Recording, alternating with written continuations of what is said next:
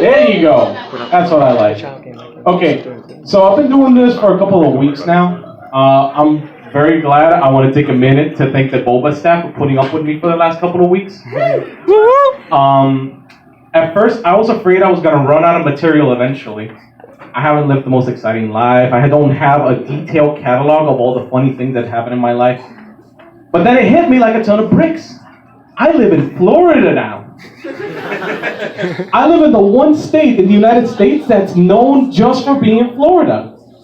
It's the place where news like naked man arrested, peace on officer, and beats up the other one while still handcuffed.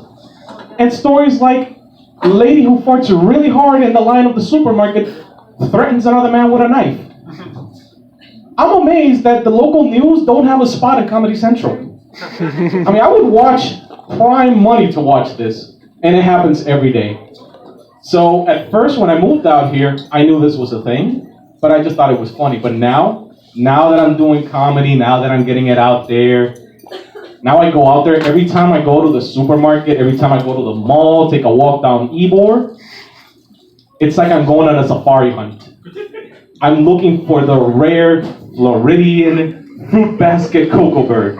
See who's gonna be the next one out there on the internet.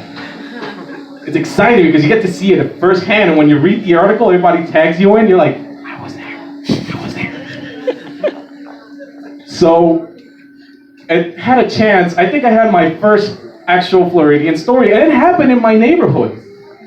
See, I was just walking my dog, and when I walk my dog, I like to rehearse what I'm gonna do up here.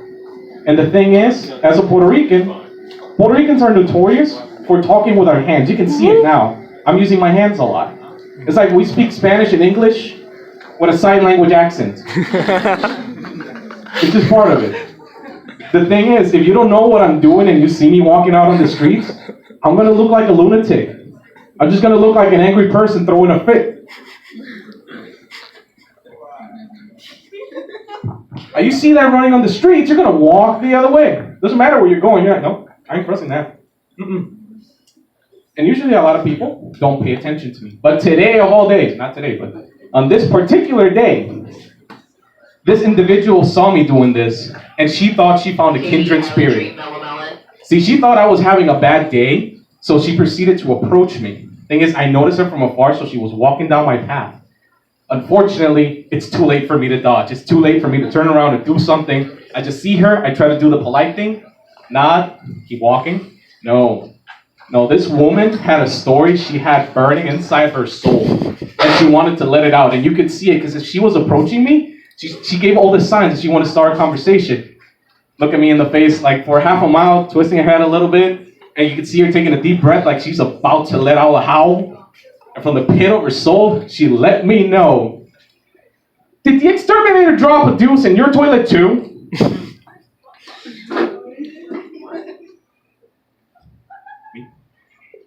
At that point, I'm like, this is my Florida story. This is my Florida story. See, I knew at that moment she didn't really care if anything did happen to me or not. That was just her sales pitch to get me dragged into a conversation so that she can proceed to rant about this turd-dropping terrorist that stepped into her home, violated her sanctity, and decided to leave a Brown Bandit in the toilet to stare back at her when she come home. So, at no point of the story did she tell me whether or not he flushed. The thing is, I just picked up on it because of the intensity with which this woman was telling me her story. She was really angry. Really, really angry. And mind you, I understand it. Anybody did that to me, I'd be upset too. Like, I don't mind letting anybody use my toilet if they're in my house providing a service. You know? If you're in the stranger's house and you have to go, and you ask a stranger, can I use your bathroom? I'll let you do it. I've been there. I've been in that spot. A lot of people will hold it until we come home, let it out. Sometimes you can't. I was like, okay, go, have fun. But to go from there to let your crowning achievement just floating in the water, that's insane. That is insane. Oh, man. See, the thing is, if he let it there, it's for one of two reasons. Either he was really too proud to flush it, or this woman really upset him at some point, and this is how he got his vengeance back like a true working man. And with stories like that, I realized, you know what? I don't think I'm ever going to run out of material. But aside from that, I also use this to kind of like vent a little. This is like a little bit of my therapy, to let out certain situations that are going on in my personal life. Rather than pay $300 to a therapist for an hour so he can listen to me and tell me crazy, I'll tell 20 people the jokes, 5 of which are maybe paying attention, 1 of you might laugh. There you go. And that's enough for me. It gives me a chance to let it out and gives me a very cathartic feeling. So, like this situation I'm having with my family and my wife's family. Are there any married couples here? One. I admire that. One. So, my family, me and my wife are at that point where our family is pressuring us into having children. Because things are going well for us. And that's what they think we need in our lives. It's like, no. Things are going too well for you. You need to slow down and have some children. You need to be misery because I need some kind of indication. And to me, no. See, there's maybe 5 reasons why I want to have a child. And there's at least 1,000 why I don't want to have a child. Oh, I've sat down and thought about this for a long time. This is meditation material. The biggest of which was just my experience with our dog. See, my wife had a dog. We're originally from Puerto Rico. And she brought that dog all the way over from over there and here. And I had to kind of embrace the reality of owning a dog. See, when you own a dog as a little kid, it's very different.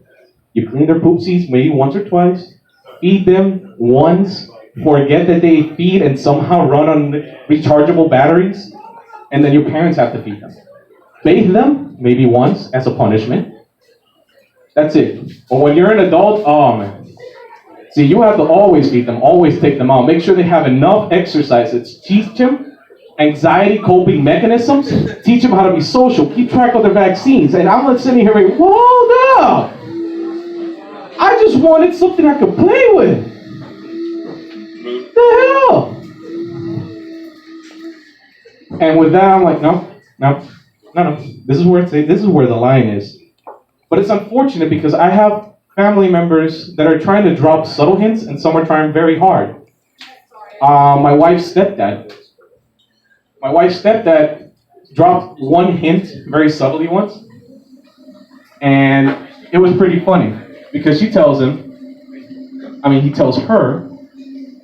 you need to stop drinking alcohol. You might be pregnant. That's his way of kind of sneaking in there. My wife, to make a point, looks at him straight in the eye, grabs an ear of his beer, and just...